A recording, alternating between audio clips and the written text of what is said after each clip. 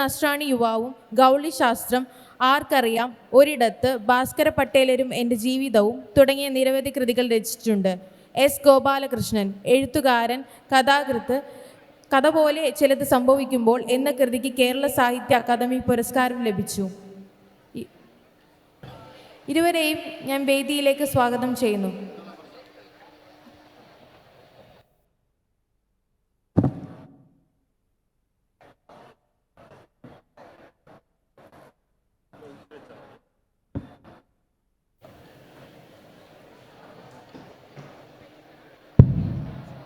വേദിയിൽ നാരായണ ഗുരുവും മലയാളിയുടെ കാലവും.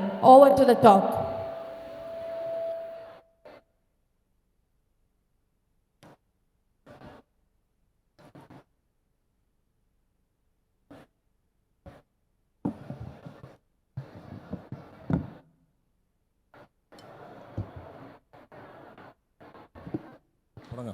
ഹലോ,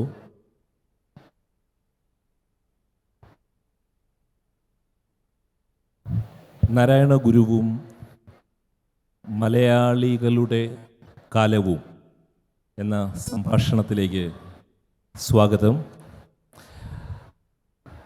നാരായണ ഗുരുവിനെക്കുറിച്ച് സക്കറിയ എന്ന നമ്മളുടെ പ്രിയപ്പെട്ട കഥാകാരനോട് സംസാരിക്കാൻ അവസരം ലഭിച്ചതിൽ എനിക്ക് അതിയായ സന്തോഷമുണ്ട്. അതിനുള്ള അവസരം നൽകിയ KLFിനുള്ള നന്ദി ഞാൻ ആദ്യമേ രേഖപ്പെടുത്തുകയാണ്. നാരായണ ഗുരുവും നമ്മുടെ കാലവും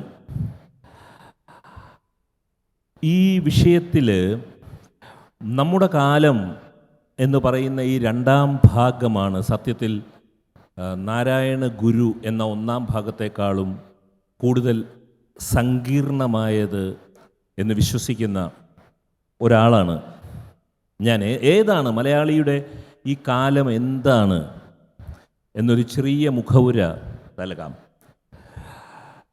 തങ്ങൾ ലോക പോലീസ് എന്നതിലും ഉപരി ഒരു ദേശീയവാദ സമ്പദ്ഘടനയാണെന്ന് അമേരിക്ക ലോകത്തോട് വിളിച്ചു പറഞ്ഞത് 2 ദിവസങ്ങൾക്ക് മുൻപാണ്. ലോകമാകമാനമുള്ള രാഷ്ട്രങ്ങളിലെ ദേശീയവാദ വലതുപക്ഷ ശാക്തീകരണങ്ങളെ ശക്തിപ്പെടുത്താൻ ഉതകുന്ന നിലപാട് അമേരിക്ക എടുത്തതാണ് മലയാളിയുടെ ഈ കാലം. പടിഞ്ഞാറൻ ലോകവും കിഴക്കൻ ലോകവും വിവിധ തരത്തിലുള്ള ശാക്തീകരണങ്ങൾക്ക് വിധേയമാകുന്നതാണ് മലയാളിയുടെ ഈ കാലം. സൗദി അറേബ്യ ഇറാനിൽ ഒരു സുഹൃത്തിനെ കാണാൻ ശ്രമിക്കുന്നതാണ് മലയാളിയുടെ ഈ കാലം. റഷ്യ, ചൈന എന്ന ഒരു ധ്രുവത്തിലേക്ക് ചേർന്ന് നിന്നാൽ എന്താണ് കുഴപ്പം എന്ന് ഇന്ത്യൻ വലതുപക്ഷ ഹിന്ദുത്വയിലെ ഒരു വിഭാഗം ആലോചിച്ചു തുടങ്ങുന്നതാണ് മലയാളിയുടെ ഈ കാലം. യൂറോപ്പിലെ ഇന്ത്യക്കാർക്ക് ജോലി നഷ്ടപ്പെടാവുന്നതാണ് മലയാളിയുടെ ഈ കാലം. പാവപ്പെട്ടവൻ ഇനിമേൽ ഒരു ലോക കാറ്റഗറി അല്ല, മറിച്ച് ഓരോ രാജ്യാതിർത്തിയിലും വെവ്വേറെ കാറ്റഗറിയാകുന്ന ഒരു കാലമാണ് മലയാളിയുടെ ഈ കാലം. ഇന്ത്യയിലെ ഹിന്ദുത്വ ദേശീയതാവാദം ശ്രീനാരായണ ഗുരുവിനെ സ്വന്തമാക്കുവാൻ തക്കതായ കാരണങ്ങൾ കണ്ടുപിടിക്കുന്നതുകൂടിയാണ് മലയാളിയുടെ ഈ കാലം. ഇവിടെയാണ് ഞാൻ സക്കറിയയുമായിട്ട് ഈ വിഷയത്തെക്കുറിച്ച് സംസാരിക്കാൻ പോകുന്നത്. കഴിഞ്ഞ 2-3 ദശകങ്ങളിൽ സാംസ്കാരികമായും രാഷ്ട്രീയമായും മലയാളികൾ വീണ്ടെടുപ്പ് നടത്താൻ ശ്രമിക്കുന്ന 4 പേരാണ് ശ്രീനാരായണ ഗുരു, അയ്യങ്കാളി, മഹാത്മാ ഗാന്ധി, ഡോക്ടർ അംബേദ്കർ എന്നിവർ. ഇങ്ങനെ ഒരു പുനർവായനയ്ക്കും മനസ്സിലാക്കലിനും ആധുനിക മലയാളികളെ പ്രേരിപ്പിക്കുന്ന, നിർബന്ധിക്കുന്ന ഘടകം എന്താണ് എന്നുള്ളതാണ് ആദ്യ ചോദ്യം. അതിനു മുൻപ് ഞങ്ങൾ രണ്ടുപേരും ശ്രീനാരായണ ഗുരുവിൻ്റെ കാവലാളുകളല്ല. മഹാനായ ഗുരു നിത്യമായ ഇൻസ്പിറേഷനായിട്ടുള്ള രണ്ടുപേരാണ്. ഈ സെഷനിൽ ഞങ്ങൾ സ്വതന്ത്രമായി ഒരുമിച്ച് ചില പ്രശ്നങ്ങളുടെ ഉത്തരങ്ങൾ അന്വേഷിക്കുവാനുള്ള വിനീതമായ ഒരു ശ്രമമാണ്. അന്തിമമായ വാക്കുകൾ ഗുരുവിനെക്കുറിച്ച് പറയാൻ ഞങ്ങൾ രണ്ടുപേരും ആളുകളല്ല എന്നുള്ളത് ആമുഖമായി ഞാൻ പറഞ്ഞുകൊണ്ട് സക്കറിയയോട് ഈ ചോദ്യം ചോദിക്കുകയാണ്. ഇങ്ങനെ ഒരു പുനർവായനയ്ക്ക്, അതായത് ശ്രീനാരായണ ഗുരു, അയ്യങ്കാളി, മഹാത്മാഗാന്ധി, ഡോക്ടർ അംബേദ്കർ എന്നിങ്ങനെയുള്ളൊരു പുനർവായനയ്ക്കും മനസ്സിലാക്കലിനും ആധുനിക മലയാളിയെ നിർബന്ധിക്കുന്ന ഘടകങ്ങൾ എന്തൊക്കെയാണ്?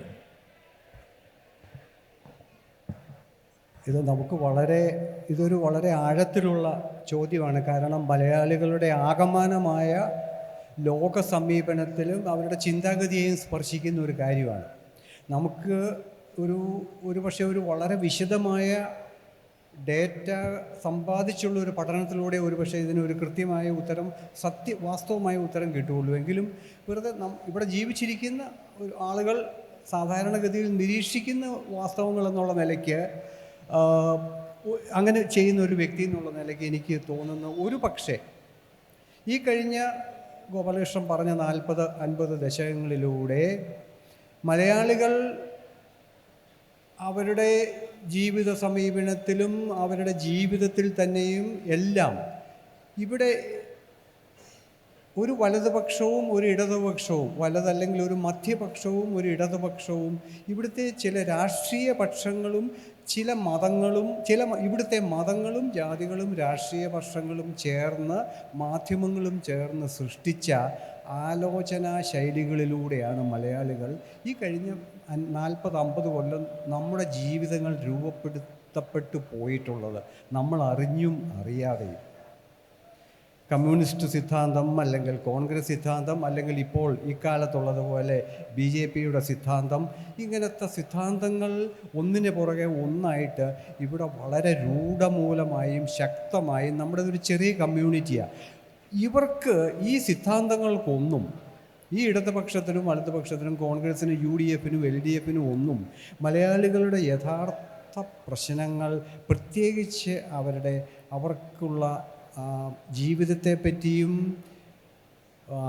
ജീവിതത്തിൻ്റെ ഉദ്ദേശത്തെപ്പറ്റിയും സംസ്കാരത്തെപ്പറ്റിയും ഒക്കെയുള്ള ചോദ്യത്തിൻ്റെ ഉത്തരങ്ങൾ നൽകാൻ ഇവർക്കാർക്കും കഴിഞ്ഞിട്ടില്ല. എന്നാൽ ഇവർക്ക് കഴിഞ്ഞിട്ടുണ്ട് എന്നൊരു പ്രതീതി ഇവിടെ മാധ്യമങ്ങളും ഒക്കെ കൂടെ ഉണ്ടാക്കി വച്ചിട്ടുണ്ട്.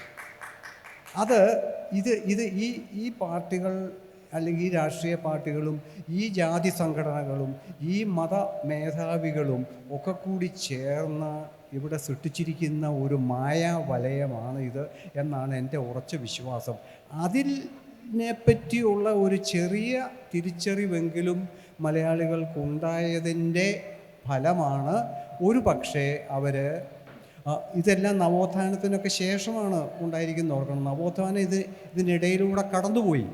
നവോത്ഥാന മൂല്യങ്ങളൊന്നും ഇന്ന് കേരളത്തിൽ അതിൻ്റെ ഒരു ചെറിയ നാമ്പ് പോലും നിലവിലില്ല. തകർത്തു, പരിപൂർണമായിട്ട് അടിമുടി ചവിട്ടി തൊഴിച്ച് തകർത്തു. അപ്പോൾ ഇതിൻ്റെ ഇടയിലൂടെയാണ് ഗോപാലകൃഷ്ണൻ പറഞ്ഞ പോലെ മലയാളികളിൽ ചിലരെങ്കിലും എന്താണ് ഗാന്ധി യഥാർത്ഥത്തിൽ പറഞ്ഞത്, എന്താണ് നാരായണ ഗുരു യഥാർത്ഥത്തിൽ പറഞ്ഞത്, എന്താണ് അയ്യങ്കാളി യഥാർത്ഥത്തിൽ പറഞ്ഞതും ചെയ്യാൻ ശ്രമിച്ചതും, എന്താണ് അംബേദ്കർ പറഞ്ഞത്. അംബേദ്കറിനെ ദളിതരുടെ മാത്രം വിഗ്രഹമായി കാണുന്ന അംബേദ്കർ ദളിതരുടെ വിഗ്രഹമാണ്, ദളിതരുടെ പ്രതിനിധിയാണ്. അതിനൊക്കെ അപ്പുറത്ത് വളരെ പ്രധാനപ്പെട്ട കാര്യങ്ങൾ അംബേദ്കർ പറഞ്ഞിരുന്നു.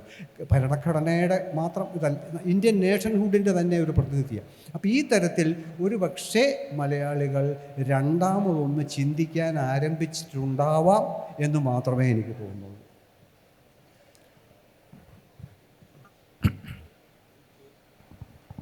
ഹലോ, ഈ ചോദ്യങ്ങൾക്കിടയിൽ നാരായണ ഗുരുവിൻ്റെ കൃതികളിലെ കുറച്ച് ഭാഗങ്ങൾ ഞാൻ വായിച്ചു പോകും. എന്നിട്ടാണ് ഞാൻ അടുത്ത ചോദ്യത്തിലേക്ക് പോകുന്നത്. എല്ലാവർക്കും അറിയാവുന്ന കുണ്ടലിനി പാട്ടിലെ കുറച്ച് ഭാഗങ്ങൾ. ആടുപാമ്പേ പുനം തേടുപാമ്പേ അരുൾ ആനന്ദ കൂത്തു കണ്ട ആടുപാമ്പേ തിങ്കളും കൊന്നയും ചൂടുമീശൻ പദപങ്കജം ചേർന്നു നിന്നാടുപാമ്പേ, വെണ്ണീറണിഞ്ഞു വിളങ്ങും തിരുമേനി കണ്ണീരൊഴുക കണ്ടാടുപാമ്പേ, 1000 കോടി അനന്തൻ നീ ആനനമായിരവും തുറന്നാടുപാമ്പേ, ഓം എന്നു തൊട്ടൊരു കോടി മന്ത്രപ്പൊരുൾ നാം എന്നറിഞ്ഞുകൊണ്ടാടുപാമ്പേ. ഈ കവിതകളുടെ ഭാഗങ്ങൾ ഞാൻ വായിക്കുന്നത് സമഗ്രതയിൽ നാരായണ ഗുരുവിനെ മനസ്സിലാക്കുവാൻ ഇത്തരം കൃതികളിലെ ഭാഗങ്ങൾ കൂടി ഈ സെഷനെ ഒരുപക്ഷെ സഹായിച്ചേക്കാം എന്ന് കരുതുന്നതുകൊണ്ടാണ്. ഓം എന്ന് തൊട്ട് ഒരു കോടി മന്ത്രപ്പൊരുൾ നാം എന്നറിഞ്ഞുകൊണ്ടാടുപാമ്പേ എന്നെഴുതിയ നാരായണ ഗുരുവിനെ കുറിച്ചാണ് ഒരു സാമൂഹ്യ പശ്ചാത്തലത്തിൽ നാം സംസാരിക്കുന്നത്. എൻ്റെ ഗുരുയാത്ര തുടങ്ങുന്നത് വളരെ ലേറ്റായിട്ടാണ്. അതിന് ഞാൻ സക്രിയോട് ഇതിനു മുന്നേ സംസാരിക്കുകയായിരുന്നു. ഞാൻ ശ്രീനാരായണ ഗുരുവിനെയും ഗാന്ധിയെയും ഒക്കെ വായിക്കുവാൻ സീരിയസ് ആയിട്ട് വായിക്കാൻ തുടങ്ങുന്നത് 1989 സോവിയറ്റ് യൂണിയൻ്റെ കൊളാപ്സിന് ശേഷമാണ്. സോവിയറ്റ് യൂണിയൻ്റെ തിരോധാനത്തോടു കൂടിയാണ് ഈ രണ്ടു പേരെയും വളരെ ആഴത്തിൽ അല്ലെങ്കിൽ മനസ്സിലാക്കാനുള്ള ആഗ്രഹമെങ്കിലും തുടങ്ങിയത്. സക്രിയോടുള്ള എൻ്റെ ചോദ്യം, ഗുരു തികച്ചും ആധ്യാത്മികവും മെറ്റാഫിസിക്കലും ആയ ഒരു ദാർശനിക തലത്തിൽ അടിയുറച്ചു നിന്ന് പാശ്ചാത്യവും പൗരസ്ത്യവുമായ പ്രാപഞ്ചിക ദർശനങ്ങൾക്കൊപ്പം ഉയരമുള്ള ദാർശനിക പദ്ധതികൾ ഉണ്ടായിരുന്ന, അങ്ങനെ ഈ പ്രപഞ്ചത്തെ മനസ്സിലാക്കാൻ ശ്രമിച്ചിട്ടുള്ള ഒരാളായിരുന്നു എന്നാണ് എനിക്ക് തോന്നിയിട്ടുള്ളത്. അത്തരം ചിന്താപ്രപഞ്ചത്തിൻ്റെ, ഗുരുവിൻ്റെ അത്തരം ചിന്താപ്രപഞ്ചത്തിൻ്റെ തുളുമ്പൽ മാത്രമായിരുന്നു ആ ജീവിതത്തിലെ സാമൂഹ്യ പ്രവർത്തനങ്ങൾ. ആ സമഗ്രതയിൽ ഗുരുവിനെ കാണുവാൻ ശ്രമിക്കാതെ ആധുനിക കേരളത്തിലെ നവോത്ഥാന നായകൻ എന്ന ഒരു രാഷ്ട്രീയ പ്രസക്തിക്ക് മാത്രം കൂടുതൽ ഊന്നൽ കൊടുക്കുന്ന രീതിയെ സക്കറിയ എങ്ങനെയാണ് കാണുന്നത്? വലതുപക്ഷ ഹിന്ദുത്വ ശക്തികൾ ഗുരുവിനെ സ്വന്തമാക്കാൻ ശ്രമിക്കുന്ന ഈ കാലത്ത് എൻ്റെ ഈ ചോദ്യം മറ്റൊരു തരത്തിൽ ബ്രാൻഡ് ചെയ്യപ്പെട്ടേക്കാം എന്ന ആശങ്ക എനിക്കില്ലാതില്ല. അദ്ദേഹത്തിൻ്റെ ദാർശനിക പദ്ധതികളും ഹിന്ദുത്വയുടെ രാഷ്ട്രീയ പരിപാടിയും തമ്മിൽ ഗുരുവും ലഘുവും തമ്മിലുള്ള ബന്ധം പോലും ഇല്ലെന്ന് വിശ്വസിക്കുന്ന ഒരാളാണ് ഞാൻ. പക്ഷേ നാരായണ ഗുരു എന്ന സവിശേഷ പ്രതിഭാസത്തെ സക്കറിയ എങ്ങനെയാണ് മനസ്സിലാക്കിയിട്ടുള്ളത്? എനിക്ക് ഗോപാലകൃഷ്ണൻ എന്നെ സംബന്ധിച്ചുള്ള ഇവിടെ ഇരിക്കുന്ന എല്ലാവരോടുമായിട്ടും ഞാൻ നാണുഗുരുവിനെ കണ്ടുപിടിക്കുന്നത് ഗോപാലകൃഷ്ണൻ പറഞ്ഞ പോലെ വളരെ താമസിച്ചാണ് എൻ്റെ ജീവിതത്തിൽ, വളരെ താമസം. കാരണം ഗുരുവിനെ പറ്റി വായിക്കാൻ, പൊതുവിൽ വായിക്കാൻ ഒരു പുസ്തകം പോലും ഇല്ലാത്ത ഒരു കാലത്തുകൂടിയാണ് ഞാനൊക്കെ വളർന്നു വരുന്നത്. ഗുരുവിൻ്റെ എല്ലാം കൂടി നമ്മൾ കാണുന്നത് കുറച്ച് സിമെൻറ്റിൽ സൃഷ്ടിച്ച കുറച്ച് പ്രതിമകൾ മാത്രം കണ്ട് വളർന്നു വന്നിട്ടുള്ള ഒരാളെ ഞാൻ. ഗുരുവിനെ പറ്റി എങ്ങനെ വായിച്ച് കണ്ടെത്താം? ഇല്ല, ഇത് ഓക്കെയാണ്, ഇല്ല ഞാൻ പിടിക്കുന്നതിൻ്റെ കുഴപ്പമാണ്. അതെ, വായിച്ച് കണ്ടെത്താൻ എനിക്കൊരിക്കലും കഴിഞ്ഞിട്ടില്ല. അത് വളരെ താമസിച്ച് ഡൽഹിയിൽ അവസാനം OV വിജയനാണ് എനിക്ക് PK ബാലകൃഷ്ണൻ്റെ നാരായണ ഗുരു എന്ന സമാഹാരം, ലേഖന സമാഹാരം തരുന്നത്. അന്നാണ് എൻ്റെ തലയിൽ ഇത് കയറുന്നത്. അപ്പോൾ അന്ന് ആ വായനയ്ക്ക് ശേഷം എനിക്ക് വളരെ ലളിതമായിട്ട് മനസ്സിലായ ഒരൊറ്റ കാര്യമുണ്ട്. മലയാളികളുടെ വംശത്തിൽ ജനിച്ച ഒരു പക്ഷേ ഏറ്റവും സത്യസന്ധനും അസാധാരണനും മൗലികമായ ചിന്തകൾ ഉൽപ്പാദിപ്പിച്ചവനുമായ ഒരേ ഒരു വ്യക്തിയാണ് നാരായണ ഗുരു. ഏറ്റവും മഹത്തരമായ ചിന്തകൾ ഉൽപ്പാദിപ്പിച്ച ഒരേ ഒരു മലയാളിയാണ് നാരായണ ഗുരു എന്നാണ് ഞാൻ വിശ്വസിക്കുന്നത്. അത് ഗുരുവിനെ പറ്റി വായിക്കാൻ എനിക്കുണ്ടായ ആ ഒരു അവസരത്തിലൂടെയാണ്. ആ അവസരം ഇന്നും വാസ്തവത്തിൽ വളരെ പ്രയാസമാണ്. കാരണം ഗുരുവിനെ ഇന്ന് സ്തുതിപ്പാണ്.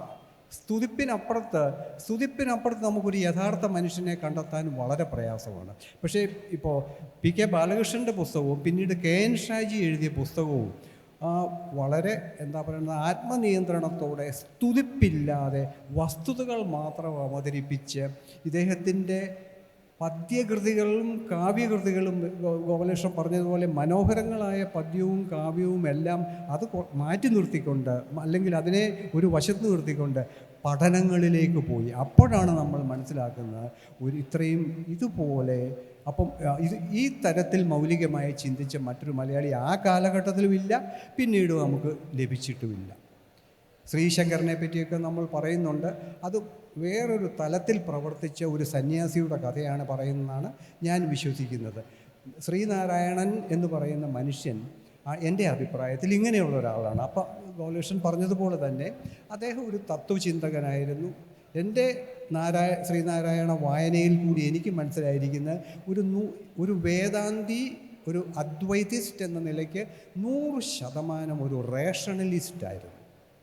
റീസൺ കൊണ്ട് മാത്രം അളക്കാവുന്ന കാര്യങ്ങളാണ് പുള്ളി കൃത്യമായിട്ട് ഒരു നാസ്തികൻ പോലുമായിരുന്നു എന്നെനിക്ക് തോന്നുന്നുണ്ട്. അത്ര വരെ, കാരണം ശരിക്കുള്ള ഒരു വേദാന്തിസ്റ്റ്, ഒരു അദ്വൈത വിശ്വാസി യഥാർത്ഥത്തിൽ ഒരു നാസ്തികനായി മാറും. കാരണം മറ്റൊന്നില്ല, ദൈവം എന്ന് പറയുന്ന ഒരു കൺസെപ്റ്റ് തന്നെ നമ്മളിലേക്ക് വന്ന് ചേരുകയാണ് ചെയ്യുന്നത്. അപ്പം ഈ മനുഷ്യൻ്റെ തത്വചിന്ത ഒരിക്കലും ഒരു പ്രകാരത്തിലും കേരളത്തിലേക്ക് തത്വചിന്തയായിട്ട് പ്രചരിച്ചില്ല. ഇപ്പം ഞാൻ ഗോപാലകൃഷ്ണൻ കൂടെ സംസാരിച്ച ഒരു കാര്യമാണ്, ഞാനൊക്കെ വളർന്നു വരുന്ന കാലത്ത് ഈ പുസ്തകങ്ങളില്ല എന്ന് പറഞ്ഞതല്ല, ഒരു ഹൈന്ദവ, ക്രൈസ്തവ, മുസ്ലിം കുടുംബത്തിലും എൻ്റെ അറിവിൽ ഉണ്ടായിരുന്ന വീടുകൾ ഉണ്ടായിരുന്നിരിക്കാം, ശ്രീനാരായണൻ്റെ ഒരു ചിത്രമോ ഒരു പുസ്തകമോ കാണാൻ സാധ്യമല്ലായിരുന്നു. ഹൈന്ദവ എന്ന് ഞാൻ പറയുമ്പോൾ സവർണ എന്ന് ഞാൻ പറയുക, ഈഴവർ ഹൈന്ദവരാണ്, തെറ്റ് തിരുത്തുക ഞാൻ. അപ്പം ഈ തരത്തിൽ ഗുരുവിനെ ഒരു വശത്തേക്ക് ഇത്രയും മഹാനായ ഒരു മനുഷ്യനെ പാർശ്വവൽക്കരിക്കുക അല്ലെങ്കിൽ അപ്രത്യക്ഷനാക്കുക എന്നുള്ള രീതിയിൽ ഉള്ള ഒരു മനോഗതി മലയാളികൾക്ക് ഒരു കാലത്ത് ഉണ്ടായിരുന്നു. അപ്പം ഇതിൽ അവസാനം നമ്മളത് ചിന്തിച്ചു വരുമ്പോൾ എവിടെയാണ് ഈ ഗോപാലകൃഷ്ണൻ പറഞ്ഞതുപോലെ ഇതൊരു തുളുമ്പലായിരുന്നോ തീർച്ചയായിട്ടും ഗുരുവിന് മനസ്സിലായ ഈ തത്വചിന്തയുടെ ഈ ആന്തരിക ദർശനത്തിൻ്റെ, ഇതിനെ ആധ്യാത്മിക ദർശനം എന്ന ഭംഗിവാക്ക് ഉപയോഗിച്ച് വിവരിക്കാൻ ഞാൻ ആഗ്രഹിക്കുന്നില്ല, ഈ ആന്തരിക ദർശനത്തിൻ്റെ ഫലമായിട്ടാണ് താൻ ജനിച്ച ജാതിയെ എങ്കിലും ഒരു ചിന്താപരവും ഭൗതികവുമായ ഒരു പുരോഗമനത്തിലേക്ക് കടത്തിവിടണം എന്ന ആശ അദ്ദേഹത്തിനുണ്ടായത്. അപ്പോൾ ഡോക്ടർ പൽപ്പു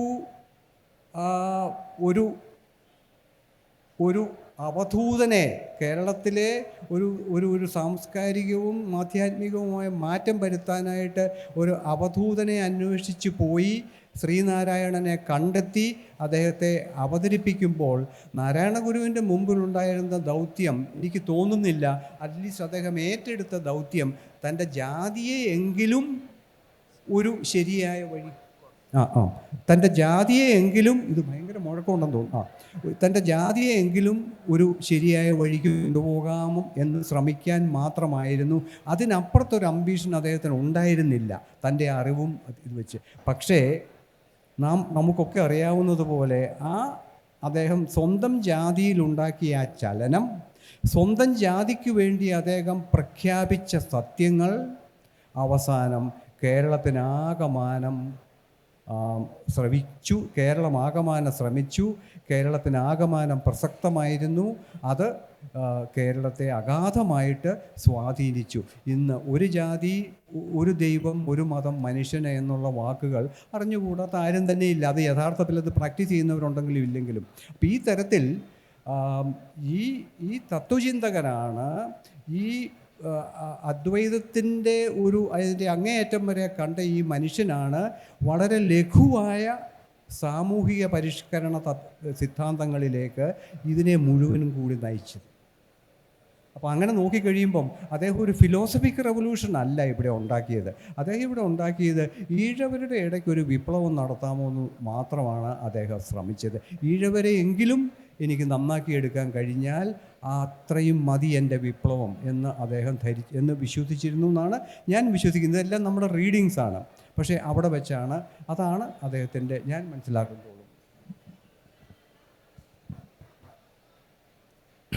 അടുത്തതായിട്ട് ഞാൻ വായിക്കാൻ പോകുന്ന ചെറിയൊരു ഭാഗം ഇദ്ദേഹത്തിൻ്റെ കാളി നാടകത്തിലെ ഒരു ഭാഗമാണ്. സമസ്ത പ്രപഞ്ചം സൃജിച്ചും ഭരിച്ചും മുതാ സംഹരിച്ചും രസിച്ചും രമിച്ചും കളിച്ചും പുളച്ചും മഹാഘോരഘോരം വിളിച്ചും മമ ആനന്ദദേശേ വസിച്ചും തെളിഞ്ഞും മറഞ്ഞും തുളുമ്പും പ്രപഞ്ചം തുളഞ്ഞുള്ളിൽ എള്ളോളമുള്ളായിരുന്നും തിരിഞ്ഞും പിരിഞ്ഞും മഹാനന്ദധാരാം ചൊരിഞ്ഞും പദാംബോജ ഭക്തർക്ക് നിത്യം വരുന്നൊരു തുമ്പങ്ങളെല്ലാം അറിഞ്ഞും കരിഞ്ഞീടുമാറാ വിരാതങ്കബീജം കുറഞ്ഞൊരു നേരം നനയ്ക്കുന്ന ഭക്തർക്കറിഞ്ഞീല മറ്റുള്ള കൈവല്യരൂപം. ഇത് നാരായണഗുരുവിൻ്റെ കാളി നാടകത്തിലെ വരികളാണ്. ഇന്നലെ ഒരു സെഷനിൽ സക്കറിയ സംസാരിച്ചപ്പോൾ താങ്കൾ ഗാന്ധിയെക്കുറിച്ച് എഴുതിയതിനെക്കുറിച്ച് ഉള്ളൊരു സെഷനായിരുന്നു. സക്കറിയ പറഞ്ഞു, ക്രിസ്തുവിൻ്റേതുപോലെ ബുദ്ധൻ്റേതുപോലെ ഗാന്ധിയുടേത് പരാജയപ്പെട്ട ഒരു ജീവിതമായിരുന്നു എന്ന്. ഞാൻ ഗാന്ധിയെ ക്രിസ്തുവിലും ഉപരി ഒന്നിച്ചു നിർത്തുന്നത് സോക്രട്ടീസിനോടാണ്. ഗാന്ധിയിലെ സ്റ്റോയിക് സ്വാധീനങ്ങളായിരുന്നു അതിൻ്റെ തുടർച്ചയായിട്ടാണ് ഗാന്ധിയിലെ ക്രിസ്തുവിനെയും ഞാൻ കാണുന്നത്. ഇന്നലെ സക്കറിയ പറഞ്ഞ കാര്യത്തിലേക്ക് ഞാൻ നാരായണ ഗുരുവിനെ കൊണ്ടുവരികയാണ്.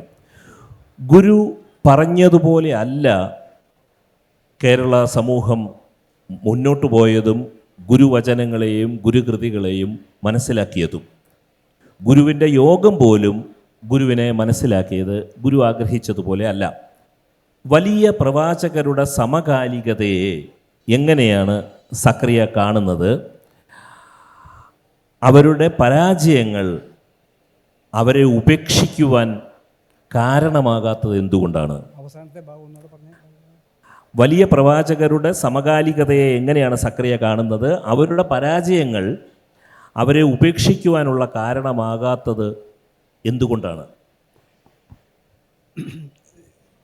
ഞാൻ ഗുരുവിനെ ഒരു പ്രവാചകനായിട്ട് കാണുന്നില്ല.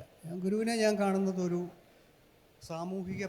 മലയാളികളുടെ സാമൂഹിക പരിവർത്തനത്തിന് വേണ്ടി പ്രവർത്തിച്ച ഒരു മഹാനായ മനുഷ്യൻ. ഞാനിപ്പോൾ ഇവിടെ പറഞ്ഞതുപോലെ, അപ്പോൾ പ്രവാചകൻ എന്നുള്ള വാക്ക് വളിഷ്ഠൻ്റെ ഒരു സാമ്പ്രദായികമായിട്ട് ഉപയോഗിച്ചതാണ്. അപ്പോൾ ഇത്തരത്തിലുള്ള എല്ലാ ആളുകൾക്കും ഗാന്ധിജിക്ക്, ഇപ്പോൾ ഇന്ത്യയിലെ ഉദാഹരണം എടുത്താൽ ഗാന്ധിജിയാണ് നമ്മുടെ ഏറ്റവും പ്രധാനപ്പെട്ട ഉദാഹരണം. ഇവർക്ക് ആർക്കും യേശുവിനെ എടുത്താൽ അല്ലെങ്കിൽ ബുദ്ധനെ എടുത്താൽ അവർ പറഞ്ഞ ആ സമയത്ത് അവർക്ക് ഒരു പക്ഷേ ചില മാറ്റങ്ങൾ വരുത്താൻ കഴിഞ്ഞിട്ടുണ്ടാവാം. ഗാന്ധിജിക്ക് ഒരു മാറ്റം വരുത്താൻ പറ്റി, ഒരേ ഒരു മാറ്റം. അതായത് സ്വതന്ത്രമല്ലാതിരുന്ന ഇന്ത്യയെ സ്വതന്ത്രമാക്കാൻ പറ്റി. ഇതാണ് എൻ്റെ അഭിപ്രായത്തിൽ ഗാന്ധിജിക്ക് ഇന്ത്യയിൽ വരുത്താൻ പറ്റിയ ഒരേ ഒരു മാറ്റം. ബാക്കി ഒന്നും അദ്ദേഹം പറഞ്ഞ ഒരു പ്രപഞ്ചത്തിനോളം വലിപ്പമുള്ള സത്യങ്ങളും ധർമ്മങ്ങളും നീതികളും ന്യായങ്ങളും ഒന്നും ഇന്ത്യക്കാരിലോ പിന്നീട് വന്ന ഇന്ത്യൻ ഭരണകൂടങ്ങളിലോ, ഗാന്ധിജി സ്വാതന്ത്ര്യം മേടിച്ചു കൊടുത്ത ഇന്ത്യൻ ഭരണകൂടങ്ങളിലോ പ്രതിഫലിച്ചില്ല. ഗാന്ധിജിയുടെ ഏറ്റവും വലിയ ഊർജം സത്യമായിരുന്നു. ആ സത്യം പരിപാലിക്കാൻ ഇന്ത്യയിലെ ഗാന്ധിജി ജീവിച്ചിരുന്നപ്പോൾ അധികാരമേറ്റ രാഷ്ട്രീയ നേതാക്കൾക്ക് പോലും കഴിഞ്ഞിട്ടുണ്ടോ എന്ന് എനിക്ക് സംശയമുണ്ട്. അന്നത്തെ അതുകൊണ്ടാണ് അന്ന് ഗാന്ധിജി കോൺഗ്രസ് പിരിച്ചുവിടണം എന്നും ഒക്കെ പറഞ്ഞത്. അതായത് ഈ സത്യം പറഞ്ഞതുകൊണ്ടാണ്, അപ്രിയ സത്യങ്ങളാണ് അദ്ദേഹം പറഞ്ഞത്. അപ്പോൾ ഇതുപോലെ ഗാന്ധിജിയുടെ പരാജയം പോലെ തന്നെ, അല്ലെങ്കിൽ ക്രിസ്തുവിൻ്റെ പരാജയം പോലെ തന്നെ, ക്രിസ്തുവിന് താൻ ഒരു പരാജയമായിരുന്നു എന്ന് ക്രിസ്തു മരിക്കുന്ന സമയത്ത് ക്രിസ്തുവിന് ഏതാണ്ട് മനസ്സിലായിരുന്നു. അദ്ദേഹത്തിൻ്റെ വിലാപത്തിൽ നിന്ന് എൻ്റെ ഈ 33-ാം വയസ്സിൽ എൻ്റെ ജീവിതം ഒന്നുമല്ലാതായി പോയല്ലോ എന്ന് ഉള്ള ഒരു വിലാപം അദ്ദേഹത്തിൻ്റെ അവസാനം ഉണ്ടെന്ന് ബൈബിളിൽ കാണുന്നുണ്ട്. തെറ്റോ ശരിയോ നമുക്ക് അറിഞ്ഞുകൂടാ. പക്ഷേ പിന്തിരിഞ്ഞ് 2000 കൊല്ലത്തേക്ക് നമ്മൾ ഇന്ന് ഇവിടെ ഇരുന്ന് പിന്തിരിഞ്ഞ് നോക്കുമ്പോൾ നാം കാണുന്നത് ക്രിസ്തു എന്തെല്ലാം പഠിപ്പിച്ചോ അതിനെല്ലാം പരിപൂർണ അക്ഷരാർത്ഥത്തിൽ വിപരീതമായിട്ടാണ് ക്രിസ്തു മതം പിന്നീട് എക്കാലത്തും പ്രവർത്തിച്ചിട്ടുള്ളത്. എക്കാലത്തും. അപ്പോൾ ഇങ്ങനെ ബുദ്ധൻ്റെ കാര്യത്തിൽ, ബുദ്ധൻ ദൈവമില്ല എന്ന് പറഞ്ഞ ബുദ്ധനെയാണ് ഇന്ന് ദൈവമാക്കി ലോകത്തിലെ ഒരുപക്ഷെ ഏറ്റവും കൂടുതൽ പ്രതിമകളുള്ള ഒരു മനുഷ്യനാണ്. നാരായണ ഗുരുവിനേക്കാളും കൂടുതൽ പ്രതിമകൾ ബുദ്ധനുണ്ടോ എന്ന് സംശയിക്കണം.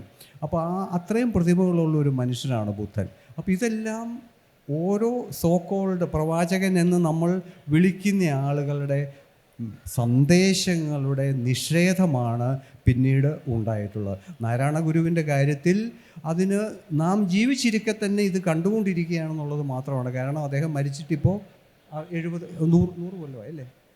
100 മരിച്ചിട്ട് ഏതാണ്ട് ഈ 20ാം നൂറ്റാണ്ടിലാണ് അദ്ദേഹം മരിക്കുന്നത്, 1920s.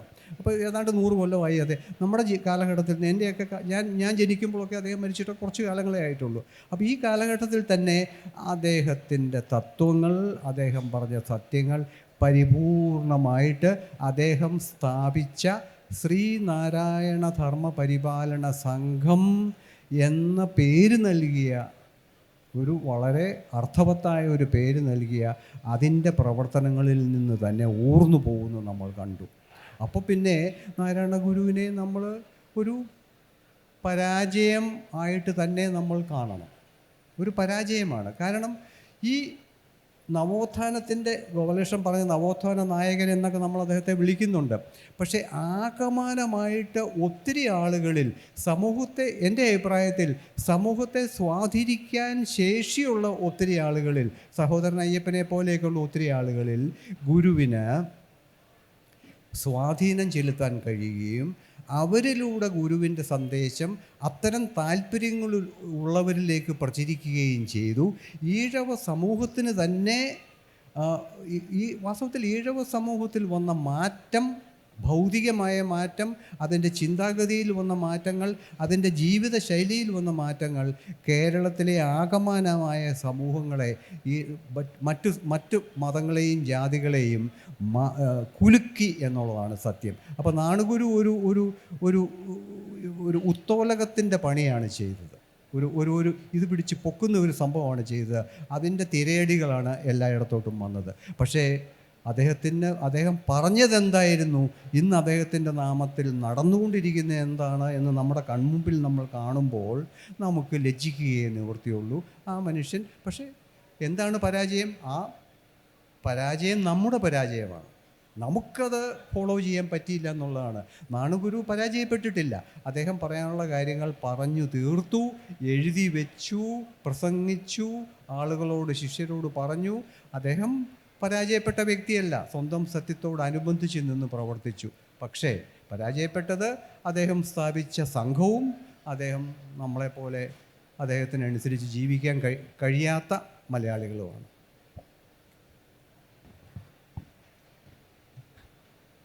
നാരായണഗുരുവുമായിട്ട് ബന്ധപ്പെടുത്തി ഗാന്ധിയെക്കുറിച്ച് സംസാരിച്ചത് കൊണ്ട് ഒരു അടുത്ത ചോദ്യത്തിന് മുമ്പ് ഒരു ചെറിയ പ്രതികരണമുള്ളത്, ഈ ഗാന്ധി ദക്ഷിണാഫ്രിക്കയിൽ നിന്നും ഇന്ത്യയിലേക്ക് വന്നതിന് ശേഷം നടത്തിയ ആദ്യത്തെ സത്യാഗ്രഹങ്ങൾ ഇന്ത്യയിലെ ജാതി പിശാചിനെ എൻകൗണ്ടർ ചെയ്യുന്നതായിരുന്നില്ല.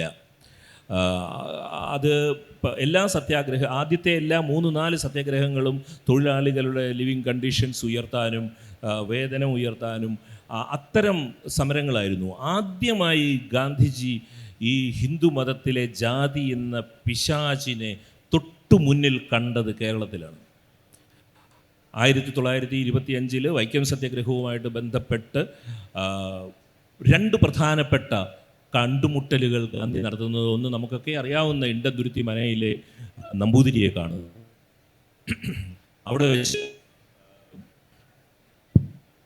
അവിടെ വെച്ച് ഈ ക്ഷേത്രപ്രവേശനം അല്ലെങ്കിൽ ക്ഷേത്ര ചുറ്റുമതിലിൽ പോലും അവർണർക്ക് പ്രവേശനം അനുവദിക്കാൻ പറ്റില്ല എന്നുള്ളതിന് ഈ ഇണ്ടന്തുരുത്തി മനയിലെ നമ്പൂതിരി പറയുന്ന കാര്യം, കഴിഞ്ഞ ജന്മത്തിൽ ഇവർ ചെയ്യുന്ന ഫലമാണ് ഇവർ അനുഭവിക്കുന്നതെന്നും ഞങ്ങൾക്കതിനൊന്നും പ്രത്യേകിച്ച് ചെയ്യാൻ കഴിയില്ല എന്നും പറഞ്ഞപ്പോൾ ഗാന്ധിജി പറഞ്ഞ മറുപടി, നിങ്ങൾ സംസാരിക്കുന്ന ഭാഷ ജാലിയൻ വാലാബാഗിൽ ജനറൽ ഡയർ ഭാഷയാണെന്നാണ്. ജനറൽ ഡയർ ഉപയോഗിച്ച ഹിംസയുടെ ഭാഷ, ജാലിയൻ വാലാബാഗ് കൂട്ടക്കൊല നടത്തിയ ജനറൽ ഡയറുടെ ഭാഷയിലാണ് നിങ്ങൾ സംസാരിക്കുന്നത് എന്ന് ഗാന്ധിയോട് ഗാന്ധി ഇണ്ടന്തുരുത്തി മനയിൽ പറയുകയും അതിന് 2-3 ദിവസങ്ങൾക്ക് ശേഷമാണ് ഗാന്ധിയുടെ പ്രശസ്തമായ നാരായണ ഗുരുവുമായിട്ടുള്ള കൂടിക്കാഴ്ച നടക്കുന്നത്. അവിടെ ഗാന്ധിയും നാരായണ ഗുരുവും തമ്മിലുള്ള സംഭാഷണവും ഈ ജാതി വ്യവസ്ഥയ്ക്കും ഒക്കെ ഇന്ത്യൻ സ്മൃതികളിൽ അനുമതിയുണ്ടോ എന്നുള്ള ഗാന്ധിയുടെ ചോദ്യത്തിന് നാരായണ ഗുരു പറഞ്ഞ മറുപടിയുമൊക്കെ പിൽക്കാല ഗാന്ധിയെ രൂപപ്പെടുത്തുന്നതിൽ വലിയ പങ്കാണ് വഹിച്ചത്.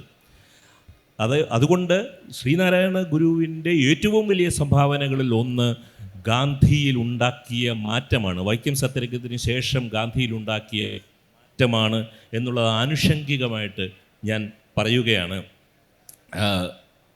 നമ്മുടെ ഒരു ചോദ്യം കൂടി എനിക്ക് അക്കരയോട് ചോദിക്കാനുള്ളത്, നാരായണ ഗുരുവിനെ ഓൺ ചെയ്യാൻ, സ്വന്തമാക്കാൻ, നാരായണ ഗുരുവിനെ സ്വന്തം ക്യാമ്പിലെ കുതിരയാക്കി കെട്ടുവാൻ എല്ലാവരും ശ്രമിക്കുന്നതാണ് കേരളത്തിലെ ഇന്നത്തെ കാലം.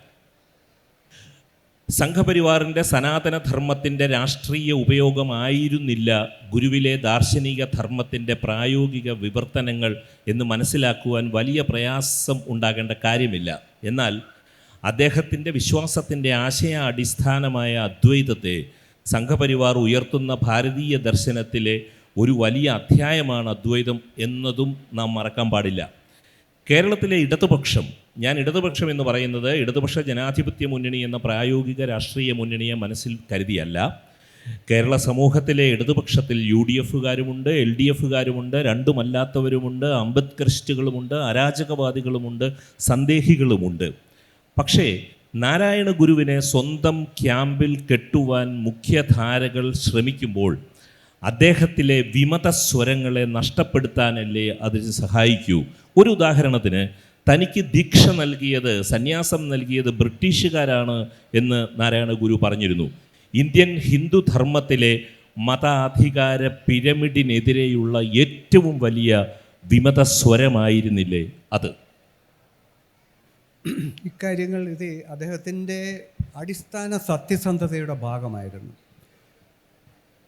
എനിക്ക് ദീക്ഷ നൽകിയത് ബ്രിട്ടീഷുകാരാണ് എന്ന് അദ്ദേഹം പറഞ്ഞപ്പോൾ വാസ്തവത്തിൽ അദ്ദേഹത്തിന് ലഭിച്ച അറിവുകളുടെയൊക്കെ പിന്നിൽ അതുവരെ ബ്രിട്ടീഷുകാർ കൊണ്ടുവന്ന വിദ്യാഭ്യാസത്തിൻ്റെ ശക്തി കൂടി ഉണ്ടായിരുന്നു എന്നാണ് അദ്ദേഹം ഉദ്ദേശിച്ചതെന്നാണ്. കാരണം അദ്ദേഹത്തിന് ബ്രിട്ടീഷുകാരുമായിട്ട് നേരിട്ട് മറ്റൊരു ബന്ധവുമില്ലായിരുന്നു. ചില മിഷണറിമാർ, മണ്ടന്മാരായ മിഷണറിമാർ അദ്ദേഹത്തെ മതം മാറ്റാനായിട്ട് അവിടെ ചെന്നിട്ടുള്ളതല്ലാതെ, നാരായണ ഗുരുവിനെ മതം മാറ്റാൻ ചെന്നിട്ടുള്ളതല്ലാതെ അദ്ദേഹത്തിന് അവരുമായി ബന്ധമുണ്ടായിരുന്നതായിട്ട് നമുക്കെങ്ങും രേഖപ്പെടുത്തിയിട്ടില്ല.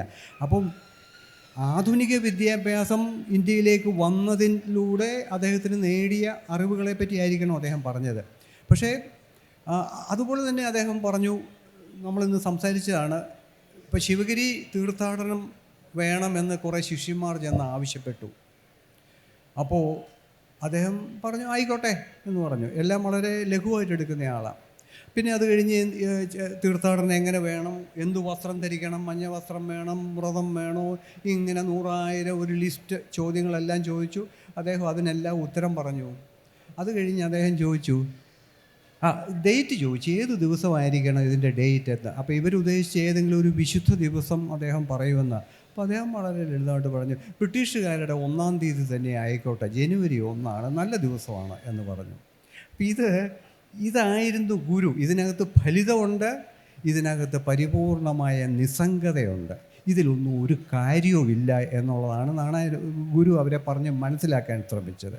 എന്നിട്ട് ഇതും കൂടി പറഞ്ഞെങ്കിലേ അത് പൂർത്തിയാവുള്ളൂ. എന്നിട്ട് ഇവർ എല്ലാം സലാം പറഞ്ഞ് ഇവർ പോകാൻ തുടങ്ങി. അപ്പോൾ ഗുരു ചോദിച്ചു, അല്ല നമ്മളിതെല്ലാം പറഞ്ഞ് തീർത്തല്ലോ, ഇത് എന്തിനായി തീർത്ഥാടനം, ഇത് എന്ത് കാര്യത്തിന് വേണ്ടിയിട്ട്, അത് അറിയാവോ, അതറിഞ്ഞുകൂടാ.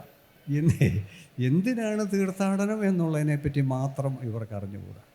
അപ്പോൾ അദ്ദേഹം പറഞ്ഞു, എൻ്റെ അഭിപ്രായത്തിൽ ആ ഒരു ലിസ്റ്റുണ്ട്, അത് നിങ്ങൾക്ക് ആർക്കും വേണമെങ്കിലും കാണാവുന്ന: വിദ്യാഭ്യാസം, കൈത്തൊഴിൽ, കലാപരമായ അറിവുകൾ, ശാസ്ത്രം, ഇങ്ങനെയുള്ള പുള്ളി ഒരു ലിസ്റ്റ് ഉണ്ടാക്കിയിട്ടുണ്ട്. 8-10 കാര്യങ്ങളുണ്ട്. ഇതിനെപ്പറ്റിയുള്ള പ്രസംഗങ്ങളും പാഠശാലകളും നടത്താനാണ് ഈ തീർത്ഥാടനം. അതിൽ ആളുകൾ വന്ന് പങ്കെടുക്കട്ടെ, അല്ലാണ്ട് ഇതൊരു മത തീർത്ഥാടനമായിട്ട് നാരായണ ഗുരു സങ്കല്പിച്ചേയില്ല. ഒരു വാക്കിൽ പോലും പുള്ളി അത് പറഞ്ഞിട്ട് പോലുമില്ല. ഞാൻ പറഞ്ഞത് ഇതൊക്കെ നിങ്ങൾക്ക് പലർക്കും അറിയാവുന്ന കാര്യമായിരിക്കും. അപ്പോൾ ഇതായിരുന്നു ഈ മനുഷ്യൻ, ഒരു ഡൗൺ ടു എർത്ത് എന്ന് നമ്മൾ ഇംഗ്ലീഷിൽ പറയുന്ന ആ മനുഷ്യനായിരുന്നു. അതിനപ്പുറത്തോട്ട് ഇതിനെയൊന്നും പർവ്വതീകരിക്കാനോ ഇതിനൊക്കെ ഈ ഇതിനൊരു ബലൂണായിട്ടൊരു ആധ്യാത്മിക ബലൂണായിട്ട് വീർപ്പിക്കാനോ തന്നെ അതിൻ്റെ നടുവിൽ സ്ഥാപിക്കാനോ അദ്ദേഹത്തിന് യാതൊരു താല്പര്യമില്ലായിരുന്നു. പക്ഷേ എന്നിട്ടും അവസാനം ഇന്ന് ശിവഗിരി തീർത്ഥാടനം ഒരു മത തീർത്ഥാടനമായിട്ട് മാറി. അത് അവരുടെ ഇഷ്ടം, അത് ചെയ്യുന്നവരുടെ ഇഷ്ടം, നമുക്കതിനെ ചോദ്യം ചെയ്യാൻ പറ്റില്ല. അപ്പോൾ ഈ തരത്തിൽ ഉള്ള ഒരു മനുഷ്യൻ്റെ കഥയാണ് ഗോലക്ഷൻ ചോദിച്ച അവസാന ഭാഗം എന്തായിരുന്നു. അപ്പോൾ ഈ തരത്തിലുള്ള ഒരു മനുഷ്യൻ്റെ കഥയാണ് നമ്മൾ പറയുന്നത്. അപ്പോൾ ഇത് ഈ സവർണ അല്ലെങ്കിൽ അതും കൂടി ഈ കഥ കൂടി പറയാൻ ഒരു അവസരമാണിത്. കാരണം ഗാന്ധിജി വൈക്കം സത്യാഗ്രഹം കഴിഞ്ഞ് പോയത് നാടുഗുരുവിൻ്റെ അടുത്തേക്കാണ്. അപ്പോൾ ആ അവസരത്തിൽ ഗുരുവും ഗാന്ധിജിയുള്ള സംഭാഷണത്തിൽ ചില വളരെ രസകരങ്ങളായ നിമിഷങ്ങളുണ്ട്. ആദ്യത്തേതൊരു തമാശയാണ്, അത് നാരായണ ഗുരു തിരിച്ചടിക്കുന്ന ഒരു സംഭവം. ഗാന്ധിജി ഗുരുവിനോട് ചോദിക്കുന്നു, സ്വാമിക്ക് ഇംഗ്ലീഷ് അറിയാമോ എന്ന് ചോദിച്ചു. അപ്പോൾ അവിടെ രേഖപ്പെടുത്തിയിരിക്കുന്നതനുസരിച്ച് സ്വാമി പറഞ്ഞു, ഗാന്ധിജിക്ക് സംസ്കൃതം അറിയാമോ എന്ന് ചോദിച്ചു. ഗാന്ധിജിക്ക് സംസ്കൃതം അറിയാൻ മേല, ഗാന്ധിജിക്ക് അറിയാവുന്ന അടിസ്ഥാന ഭാഷ ഇംഗ്ലീഷും ഗുജറാത്തിയാണ്. അപ്പോൾ എന്നോട് ഇംഗ്ലീഷ് അറിയാമോ ചോദിച്ചതിൻ്റെ ഒരു ഫലിതമാണ്. അദ്ദേഹം ഫലിതത്തിൻ്റെ മാസ്റ്ററായിരുന്നു ഗുരു. അതൊന്നും ആരും മിണ്ടുകയില്ലെന്ന് ആ കാര്യമേ പറയില്ല. ഇത്രമാത്രം തമാശ പറഞ്ഞിട്ടുള്ള ഒരു മനുഷ്യൻ. അദ്ദേഹത്തിനെ പറ്റിയുള്ള നമ്മളുടെ കേശവൻ മൈത്രയുടെ പുസ്തകത്തിൽ ഗുരുവിൻ്റെ ഫലിതങ്ങളുടെ മാത്രം ഒരു കളക്ഷനുണ്ട്. ഓക്കെ, അതും കഴിഞ്ഞ് ഗാന്ധിജി വക്കീലായിരുന്നല്ലോ. അപ്പോൾ തന്ത്രപരമായ ചോദ്യങ്ങളാണ് അദ്ദേഹം ഗുരുവിനോട് ചോദിക്കുന്നത്. അപ്പം മതപരിവർത്തനത്തെപ്പറ്റി ആദ്യം ചോദിച്ചു. മതപരിവർത്തനം നല്ലതാണ് എന്ന് സ്വാമിക്ക് തോന്നുന്നുണ്ടോ? സ്വാമി പറഞ്ഞു, മതപരിവർത്തനം കൊണ്ട് പലർക്കും ഉണ്ടായിട്ടുള്ള മെച്ചപ്പെട്ട സാഹചര്യങ്ങൾ ഓർത്താൽ അതിലെന്താണ് തെറ്റ്? അതിലെന്താണ് തെറ്റ് എന്നാണ് ഗുരു ചോദിച്ചു. വളരെ അതാണ് ഡൗൺ ടു ബർത്ത് എന്നുള്ളതിൻ്റെയാണ്. അതും കഴിഞ്ഞ് ഗാന്ധിജി ഇത് തത്വപരമായ തർക്കമാണ്. അടുത്ത ചോദ്യം, ഹിന്ദുമതം കൊണ്ട് മാത്രം മോക്ഷം ലഭിക്കും എന്ന്, ഹിന്ദുമതം മോക്ഷം ലഭിക്കാൻ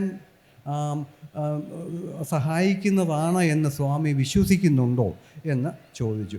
സ്വാമി പറഞ്ഞു, മറ്റു മതങ്ങളിലും മോക്ഷത്തിനുള്ള വഴികൾ ഉണ്ടല്ലോ എന്നാണ് ഉത്തരം. ഈ ഉത്തരങ്ങൾ ഇതൊക്കെ കേട്ടിട്ടാണ് ഗാന്ധിജി തിരിച്ചു പോകുന്നതും ഗോപാലകൃഷ്ണൻ പറഞ്ഞതുപോലെ അദ്ദേഹത്തിൽ ഇതിൻ്റെയൊക്കെ ഫലമായിട്ടൊരു റീതിങ്കിങ് ഉണ്ടായിരിക്കാൻ വഴിയുണ്ട്. പക്ഷേ ഒരു കാര്യം ഇവിടെ ഈ അവസരം ഉപയോഗിച്ച് ഞാൻ പറയാം, അല്ലെങ്കിൽ ഇത് പറയാൻ വേറെ മാർഗമൊന്നുമില്ല. ഇത് കഴിഞ്ഞ് ഗാന്ധിജി പോയി കഴിഞ്ഞ് ശിഷ്യന്മാരുമായിട്ട് നടക്കാൻ പോകുമ്പോൾ ഒരു ശിഷ്യൻ ഗുരുവിനോട് പറഞ്ഞു, ഗുരുവേ, ഗാന്ധിജി വർണ്ണാശ്രമധർമ്മത്തിൽ വിശ്വസിക്കുന്നു എന്നാണല്ലോ പറയുന്നത് എന്ന് പറഞ്ഞു. ആര് പറഞ്ഞു എന്ന് ചോദിക്കുന്നുണ്ട്. അപ്പോൾ അത് ആരൊക്കെയോ ഗാന്ധിജിയുടെ ആയിട്ടുള്ള ആളുകൾ പറഞ്ഞു. അപ്പോൾ അതിനെപ്പറ്റി ചെറിയ ഡിസ്കഷൻ കഴിഞ്ഞിട്ട് പിന്നെ ഗുരു പറയുകയാണ്, കഷ്ടം, ഇതുപോലെയുള്ള മഹാത്മാക്കൾ പോലും ഇന്നും ജാതിയിൽ വിശ്വസിക്കുന്നുണ്ടല്ലോ, എന്ത് മഹാകഷ്ടമാണിത് എന്ന് ഗുരു ഗാന്ധിജിയെപ്പറ്റി പറയുന്നുണ്ട്. ഇതൊന്നും ഞാൻ ഗുരുവിനെ ഗാന്ധിജിക്ക് മുകളിൽ വയ്ക്കാനോ ഗാന്ധിജിയെ താഴ്ത്താനോ പറയുന്നതല്ല. ഗാന്ധിജി, ഗുരു ഇവരൊക്കെ വേറൊരു അതിമനോഹരവും മഹത്വമായ ഒരു തലങ്ങളിൽ ജീവിച്ച ആളുകളാണ് ഗാന്ധിജിയെപ്പറ്റി. പക്ഷേ ഗാന്ധിജിക്കുള്ള ഇത്തരം ബലഹീനതകൾ, ഈ വർണ്ണാശ്രമധർമ്മത്തിലുള്ള അടിയുറച്ച വിശ്വാസം, അവസാനം വരെ അദ്ദേഹം ഈ ജാതി വ്യവസ്ഥയിൽ ഉറച്ചു വിശ്വസിച്ചൊരു മനുഷ്യനാണ്. പക്ഷേ അദ്ദേഹം ചെയ്തത് ഇതാണ്, ജാതി വ്യവസ്ഥ സത്യമാണ്, പക്ഷേ അതിനെ നമുക്ക് സൗഹൃദത്തോടെയും സ്നേഹത്തോടെയും അങ്ങോട്ടും ഇങ്ങോട്ടുമുള്ള സഹകരണത്തോടെയും ആരെയും വെറുക്കാതെയൊക്കെ നമ്മൾ കൊണ്ടുപോകണമെന്നായിരുന്നു ഗാന്ധിജി പറഞ്ഞത്. അത് എത്രമാത്രം നടപ്പായി എന്നൊക്കെ ഉള്ളത് നമുക്കിന്ന് അറിയാവുന്ന കാര്യങ്ങളാണ്. അപ്പോൾ ഇവിടെ ഗാന്ധിജിക്കുണ്ടായ വമ്പിച്ച വീഴ്ചകളിലൊന്നായിരുന്നു ഈ അദ്ദേഹം എപ്പോഴും പറഞ്ഞിരുന്നില്ല, ഞാൻ ഒരു സനാതനി ഹിന്ദുവാണ് എന്ന് പറഞ്ഞിരുന്നു. എൻ്റെ അഭിപ്രായത്തിൽ ഗാന്ധിജി ചെയ്ത ഏറ്റവും വലിയ തെറ്റ് രാഷ്ട്രീയത്തിലേക്ക് മതം കൊണ്ടുവന്നതാണ്.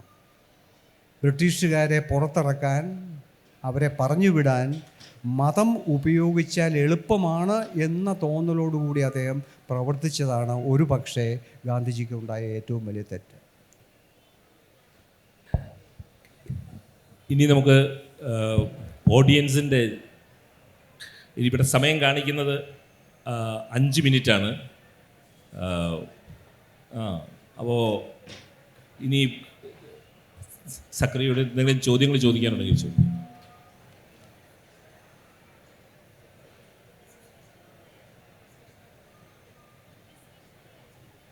ഡിസ്കഷൻ 5 മിനിറ്റ് കൂടെ ഉണ്ട്. ഞാൻ വിചാരിച്ച് തീരാനുള്ള സമയമാണ് 5 മിനിറ്റ്.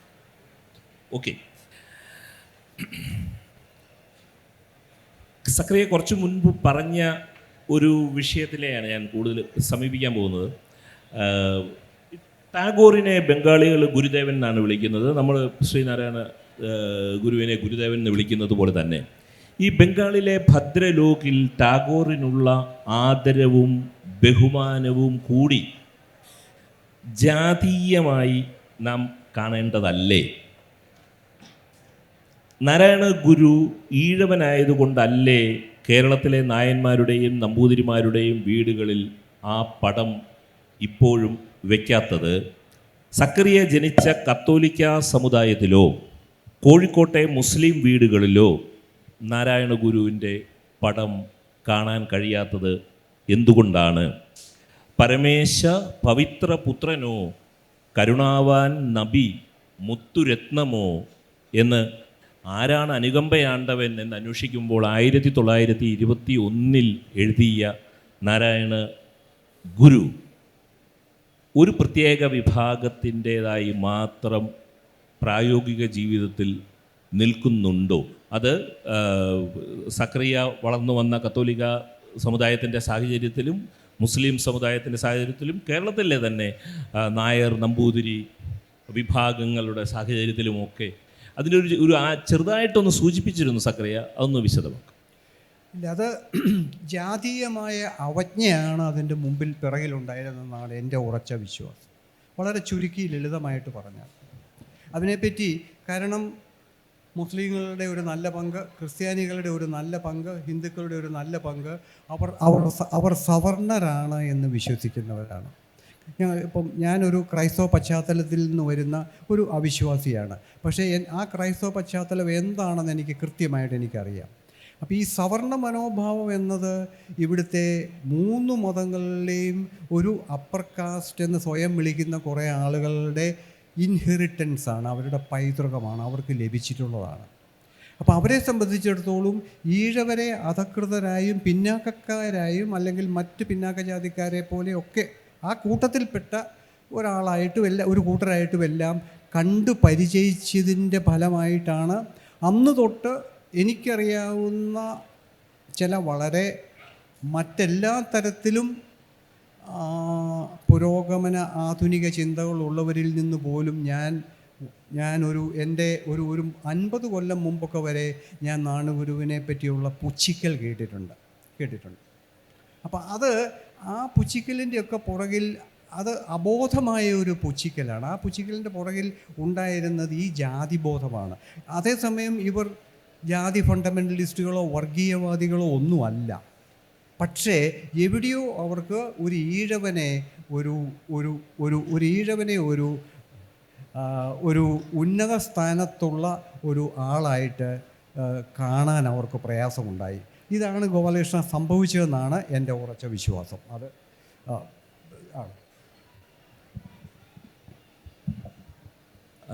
ഇനി ഓഡിയൻസിൻ്റെ ചോദ്യത്തിലേക്ക് പോകുന്നതിന് മുൻപ് ഈ നാരായണ ഗുരുവിൽ മോഡേണിറ്റി എങ്ങനെ വർക്ക് ചെയ്തിരുന്നു എന്നുള്ളത്, നാരായണ ഗുരു 1910 ഒക്കെ എഴുതിയ ഒരു കവിതയിൽ 2 ഇംഗ്ലീഷ് വാക്കുകൾ വരുന്നുണ്ട്. മലയാളിയുടെ ജീവിതത്തിലെ, ആധുനിക ജീവിതത്തിലെ 2 പ്രധാനപ്പെട്ട വികാസത്തിൻ്റെ ചിഹ്നങ്ങളായിട്ടുള്ള 2 ഇംഗ്ലീഷ് വാക്കുകൾ വരുന്നുണ്ട്. ആ ഇംഗ്ലീഷ് വാക്കുകൾ വരുന്ന ആ ശ്ലോകം വരുന്നത് സുബ്രഹ്മണ്യ കീർത്തനത്തിലാണ്. വെയിലും നിലാവും വിഴുങ്ങി കനലൊളി നടുവിൽ കാലുമൂന്നി പിടിച്ച മയിലിന്മേലാടുമുണ്ണി മറയരുത് മനോമൗന വീട്ടിൻ വിളക്കേ. ഇതല്ല റെയിൽ ട്രെയിൻ വന്നു. റെയിലിൻ വേഗം ജയിക്കും ജരനര മുതലാം മൂഢരും ഞാനുമായി ജയിലിൽ പാർപ്പാൻ ഞെരുക്കം ജവമായി പരമൻ ചിത്സുഖം നൽകിയിടേണം. അങ്ങനെ റെയിൽ, ജയിൽ എന്ന് പറയുന്ന രണ്ട് ഇംഗ്ലീഷ് വാക്കുകൾ നാരായണ ഗുരുവിൻ്റെ ഒരു ശ്ലോകത്തിൽ വന്നിട്ടുണ്ട് എന്നുള്ളത് പറഞ്ഞുകൊണ്ട് ഞങ്ങൾ തമ്മിലുള്ള ഈ സംഭാഷണം തീരുകയാണ്. ഇനിയുള്ള ബാക്കി ഉള്ള സമയം എന്തെങ്കിലും ചോദ്യങ്ങൾ സക്കറിയയോട് ചോദിക്കാനുണ്ടെങ്കിൽ ഇപ്പോൾ ചോദിക്കാം. 2 മിനിറ്റേ ഉള്ളൂ. ഹലോ, സക്കറിയ മാഷ് ആദ്യ സംസാരത്തിൽ മലയാളികളെ കുറിച്ച് പറഞ്ഞതിൻ്റെ ഭാഗമായിട്ടാണ് മലയാളി പ്രോഗ്രസീവാണ്, സാക്ഷരത അങ്ങനെ ഇന്ത്യയിലെ നമ്പർ 1 എന്ന് പറയുമ്പോൾ തന്നെ ഒരു വശത്ത് പോക്സോ കേസുകൾ, ഗാർഹിക പീഡനം, കടക്കണി, മദ്യാസക്തി, കൺസ്യൂമറിസം, 30 ലക്ഷം അതിഥി തൊഴിലാളികൾ, അതൊരു വശമുണ്ട്. അപ്പോൾ ഈ രാഷ്ട്രീയക്കാർ പറഞ്ഞ് നമ്മളെ മതിഭ്രമത്തിലാക്കണം ഇന്ത്യയിലെ നമ്പർ 1 എന്നുള്ളത്. അതോ എങ്ങനെ കാണുന്നു മലയാളിയുടെ മാറ്റം? ഭാവിയിൽ ഇത് മാറി നല്ലൊരു പ്രോഗ്രസ് സമൂഹമായിട്ട് മാറുമോ? അതോ ഈ പറഞ്ഞ പ്ലസ് മൈനസ് ഈ ഒരു രൂപം എങ്ങനെയാണ് ഇതിൻ്റെ മാറ്റം സക്രിയ മാഷ് കാണുന്നത്? അല്ല, അതിലേ ചോദ്യം, ഇന്ത്യയിലെ നമ്പർ 1 സ്റ്റേറ്റ് എന്നാണ് കേരളത്തെ വിശേഷിപ്പിക്കുന്നത്. ആര്? അത് ഇവർ സമ്മതിക്കുന്നല്ല. സാക്ഷരത ഉണ്ട്, വിദ്യാഭ്യാസമായിട്ട് മുന്നേറുന്നത്, അങ്ങനെ കുറെ കാര്യങ്ങളുണ്ട്. ഇന്ത്യ നമ്പർ 1 ഡാറ്റ ഉണ്ട്, ചില കാര്യങ്ങളിൽ. ഓക്കെ, പക്ഷെ മറുവശത്ത് പോക്സോ കേസുകൾ എണ്ണം, കൺസ്യൂമറിസം, ലിക്കർ, കടക്കടി, കൺസ്യൂമറിസം, അങ്ങനെയുള്ള ഗാർഹിക പീഡനങ്ങൾ, അങ്ങനെയുള്ള കുറേ വിഷയങ്ങൾ ഇപ്പുറത്തുണ്ട്. അപ്പോൾ ഇത് പ്രോഗ്രസ് എന്ന് പറയുമ്പോൾ തന്നെ ഇത് ഈ വശത്തുണ്ട്. അപ്പോൾ ഈ നമ്പർ 1 എന്ന് പറഞ്ഞ രാഷ്ട്രീയക്കാർ നേരത്തെ പറഞ്ഞു ഇടതും വലതും നമ്മളെ മതിഭ്രമിപ്പിച്ചുകൊണ്ട് മിസ്ഗൈഡ് ചെയ്യുന്നതാണോ അതോ അത് സത്യസന്ധമായിട്ടുള്ളതാണോ? ആ മാറ്റം പ്രതീക്ഷിക്കുന്നുണ്ട്. അതിന് വലിയ വില കൊടുക്കേണ്ടി വരും മലയാളി നല്ല രീതിയിൽ പോകാൻ. എനിക്ക് തോന്നുന്നത് നമ്മളെ ഇത് ചർച്ച ചെയ്യാൻ പറ്റാത്ത കാര്യം. കേരള രാഷ്ട്രീയത്തിൽ ആരെങ്കിലും മാറ്റം പ്രതീക്ഷിക്കുമോ? നിങ്ങൾ എന്തായി പറയുന്നത്? ഒരർത്ഥമില്ലാത്ത കാര്യമല്ലേ. ഒരു പൊളിറ്റിക്കൽ പാർട്ടിയെ മാറ്റാൻ പറ്റില്ല, അസാധ്യം. അതൊന്നും നമ്മൾ സ്വപ്നം കാണാൻ പോലും നമ്മൾ പോകണ്ട. അതിൻ്റെ ഉള്ളിൽ അതിന് തോന്നണം, ഞങ്ങൾ മാറണം, ഞങ്ങൾ ജനങ്ങളോട് കൂറുള്ളവരായിരിക്കണം എന്ന ഉറച്ച വിശ്വാസം അതിൻ്റെ ഉള്ളിൽ ഉണ്ടാവുമ്പോൾ മാത്രമേ ഏതൊരു രാഷ്ട്രീയ പാർട്ടിയും മാറുകയുള്ളൂ. അപ്പോൾ അതിൻ്റെ ലീഡർഷിപ്പിൽ നിന്ന് അത്തരം ഒരാശയം താഴേക്ക് വരണം. ആ ആശയം എല്ലാവരെയും വിശ്വസിപ്പിക്കാൻ കഴിയണം. അതായത് നിങ്ങൾ ജനങ്ങളുടെ മേലാളന്മാരല്ല, ജനങ്ങളാണ് നിങ്ങളുടെ മേലാളന്മാർ ജനാധിപത്യത്തിൽ എന്ന വ്യക്തമായ ധാരണ അവരിൽ ഉണ്ടാവണം. അതിനി അസാധ്യമാണ്. പ്രത്യേകിച്ച് ഇപ്പോൾ നടന്നുകൊണ്ടിരിക്കുന്ന ഡൽഹിയിൽ നിന്നിപ്പോൾ നടന്നുകൊണ്ടിരിക്കുന്ന ഭരണം കൂടി കണക്കിലെടുത്തു കഴിയുമ്പോൾ എനിക്ക് തോന്നുന്നത് നമ്മൾ വളരെ ഒരു ഡാർക്ക് ഫ്യൂച്ചറിനെയാണ് നമ്മൾ നോക്കുന്നത് ഡെമോക്രസി വൈസ്. വേറെ ചോദ്യം? ഇപ്പോഴത്തെ ബോധ്യങ്ങൾ വെച്ചിട്ട് ഒരു നൂറ്റാണ്ട് മുന്നേ ഉള്ള ഒരാളുടെ ചിന്താ പദ്ധതിയെ വിലയിരുത്തുന്നത് ഒരു സാഹസമാണെന്നറിയാം. പക്ഷേ ഒരു ഫിലോസഫി, ഒരു ചിന്താ പദ്ധതി കാലാതീതമാവണമെങ്കിൽ അത് എല്ലാവർക്കും അപ്ലിക്കബിൾ ആയിരിക്കണമല്ലോ. പക്ഷേ സ്ത്രീയെ ഒരു പ്രലോഭന വസ്തുവായിട്ടാണ് നാരായണ ഗുരു കണ്ടതായിട്ടുള്ള ശ്ലോകങ്ങളുണ്ട്. അപ്പോൾ അതിനെക്കുറിച്ച് എന്താ, what is your take on that? പറയുന്നത് വാസ്തവത്തിൽ ഒരു കവിത നാലെണ്ണം മാത്രം, ഒരു 4 ലൈൻ വായിക്കാം. അതെനിക്ക് തോന്നുന്നു ഇവിടെ ഇരിക്കുന്ന പലരും കേട്ടിട്ടുണ്ടാവില്ല. അതൊന്ന് വായിച്ചിട്ടും കൂടെ പറയാം. അത് അശ്ലീലമാണെന്ന് ആരും ചിന്തിക്കരുത്. ഗുരു എഴുതിയില്ല. ഗുരു നമ്മളെ എല്ലാവരെയും പോലെ പരിണമിച്ച ഒരാളായിരുന്നു. ഗുരു അവധൂതനായിട്ട് ഗുരുവിൻ്റെ ആദ്യകാലങ്ങളിൽ ഗുരു എഴുതിയ കവിതകൾ, ആ വരികളെ വെച്ചിട്ട് ഇപ്പോൾ മീനാക്ഷി പറഞ്ഞതുപോലെ തന്നെ സമീപിക്കുമ്പോൾ പിൽക്കാല ഗുരുവും ആ ആദ്യകാല ഗുരുവും തമ്മിൽ യാതൊരു ബന്ധവുമില്ല. അതൊക്കെ വിടുതലാണ് ഗുരുവിൻ്റെ. അത് പൂർണ്ണമായും അതൊക്കെ വിടുതലാണ്. ഈ മീനാക്ഷി പറയുന്ന ഭാഗം ഞാൻ വായിക്കാം. അത് ശിവശതകം എന്ന് പറയുന്ന കവിതയ്ക്കകത്തുള്ള കുറേ ഭാഗങ്ങളാണ്. അതിൻ്റെ അകത്ത് ഒരു ഭാഗം ഇതാണ്, ഒരു ശ്ലോകം മാത്രമല്ല. അതായത് സ്ത്രീയുടെ ശരീരം എന്നെ വലയ്ക്കരുതേ എന്ന് മനമുരുകി പ്രാർത്ഥിക്കുന്ന ഒരു ബ്രഹ്മചാരിയാണ്. ആ ബ്രഹ്മചാരി അല്ല പിന്നീട് ആത്മോപദേശ ശതകവും അനുകമ്പാദശകവും ഒക്കെ എഴുതിയ മഹാനായ നാരായണ ഗുരു. അത് ഓർക്കണം. മിഴിമുന കൊണ്ട് മയക്കി നാഭിയാകും കുഴിയിൽ ഉരുട്ടി മറിപ്പതിനൊരുങ്ങി കിഴിയുമെടുത്തു വരുന്ന മങ്കമാർദ്ദൻ വഴികളിലിട്ടു വലയ്ക്കൊല മഹേശ, തലമുടി കോതി മിടഞ്ഞ് തക്കയിട്ട കൊലമതയാന കുലുങ്ങി വന്ന് കൊമ്പും തലയും ഉയർത്തി വിയത്തിൽ നോക്കി നിൽക്കും മുലകളും എന്നെ വലയ്ക്കൊല മഹേശ എന്ന് ഇതാണ് മാറുമാക്കാതെ സ്ത്രീകൾ നടന്നിരുന്ന സമയത്തുള്ള അദ്ദേഹത്തിൻ്റെ ഒരു ആവലാതിയായിരുന്നു അത്. പക്ഷേ ആ നാരായണ ഗുരു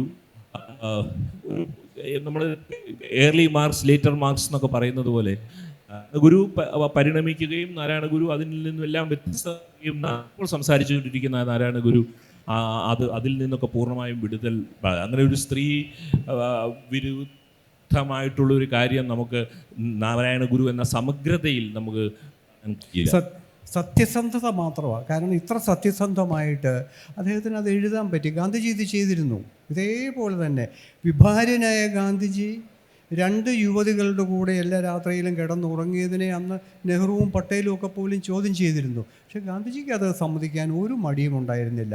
അദ്ദേഹത്തിൻ്റെ ബ്രഹ്മചര്യ പരീക്ഷണങ്ങളുടെ ആണെന്ന് പുള്ളി ആവർത്തിച്ചു പറഞ്ഞു. ആയിരുന്നു. പക്ഷെ നമുക്കത് മനസ്സിലാക്കാൻ വിഷമമുണ്ട്. നമുക്ക് അത് ജനങ്ങൾക്ക്, നെഹ്റുവിനും പട്ടേലിനൊന്നും പോലും അവരും നോക്കിയത് ചീത്തപ്പേരുണ്ടാക്കുന്നു എന്നുള്ളതാണ്. പിന്നെ ഗാന്ധിജി 2 യുവതികളുടെ കൂടെ കിടന്നുറങ്ങുന്നത് ചീത്തപ്പേരുണ്ടാക്കി, പ്രസ്ഥാനത്തിന് പക്ഷേ ഗാന്ധിജിക്ക് ചീത്തപ്പേരൊന്നും പ്രശ്നമല്ലായിരുന്നു. ഞാൻ എൻ്റെ വഴി, നിങ്ങൾ നിങ്ങളുടെ വഴി എന്ന് പറഞ്ഞു. ഗുരു ഇപ്പം ഇത് എഴുതിയിരിക്കുന്ന എന്താണ് പറയേണ്ടത്, നിർഭയമായ സത്യസന്ധതയാണ് ഉപയോഗിച്ചാണ് ഒരു സന്യാസി ഇത് എഴുതുന്നത്. ഞാൻ കാംക്ഷിക്കുന്നത് ബ്രഹ്മചര്യമാണ്. ബ്രഹ്മചര്യത്തിനെതിരായ പ്രലോഭനങ്ങളിൽ നിന്ന് എന്നെ മോചിപ്പിക്കണമേ. ബ്രഹ്മചര്യം കാംക്ഷിക്കുന്ന ഒരു തെറ്റല്ല. സ്ത്രീ ശരീരം വർണ്ണിച്ചതും ഒരു തെറ്റാണെന്ന് ഞാൻ കാണുന്നില്ല. ആണോ? എനിക്കറിഞ്ഞുകൂടാ. വർണ്ണിക്കാൻ അതോ ഇന്ന് നമ്മൾ സ്ത്രീ ശരീരത്തെ നോക്കുന്നത് പോലും തെറ്റാണെന്നുള്ള രീതിയിലേക്ക് ഇത് വന്നിട്ടുണ്ട്. അതും ശരിയാണ്. പക്ഷേ അദ്ദേഹത്തിൻ്റെ ഈ വർണ്ണന സ്ത്രീകൾക്കെതിരെയാണ് ഗോപാലകൃഷ്ണൻ പറഞ്ഞ ആണെന്ന് എനിക്ക് തോന്നുന്നില്ല. അതിനെ എങ്ങനെ വ്യാഖ്യാനിക്കാൻ പറ്റും ഇത് സ്ത്രീകൾക്കെതിരെയാണെന്ന്? ബ്രഹ്മചര്യം സ്ത്രീകൾക്കെതിരെയാണോ? ആണോ?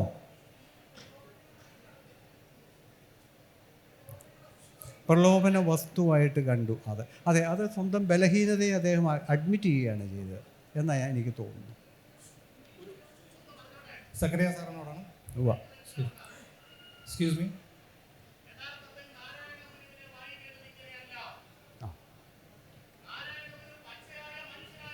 അതെ, നല്ല കറക്റ്റ്.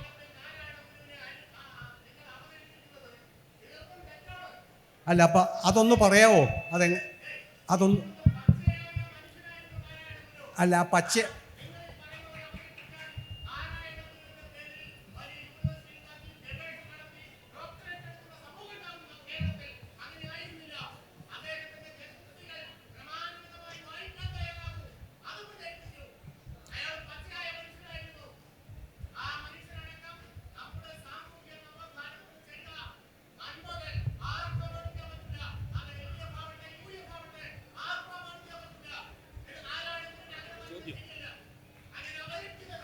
ചോദ്യമുണ്ടോ?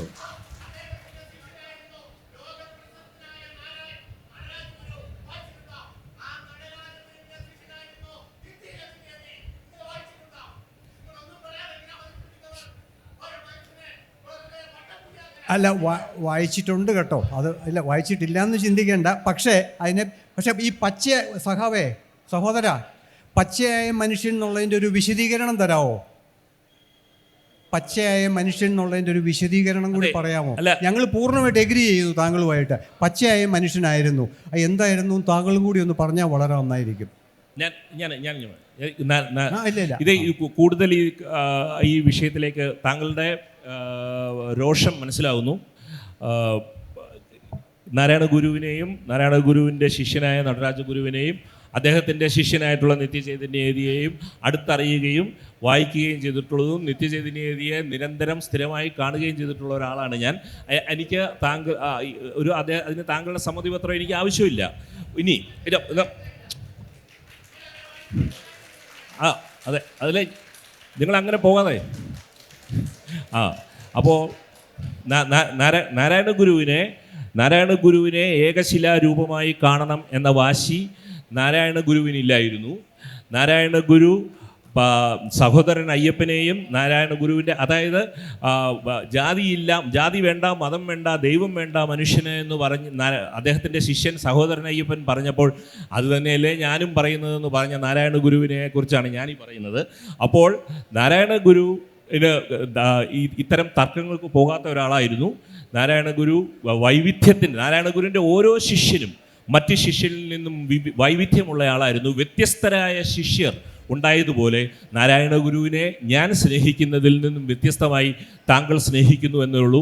നമുക്ക് രണ്ടുപേർക്കും ഒരുമിച്ച് നാരായണ ഗുരുവിനെ സ്നേഹിക്കാം.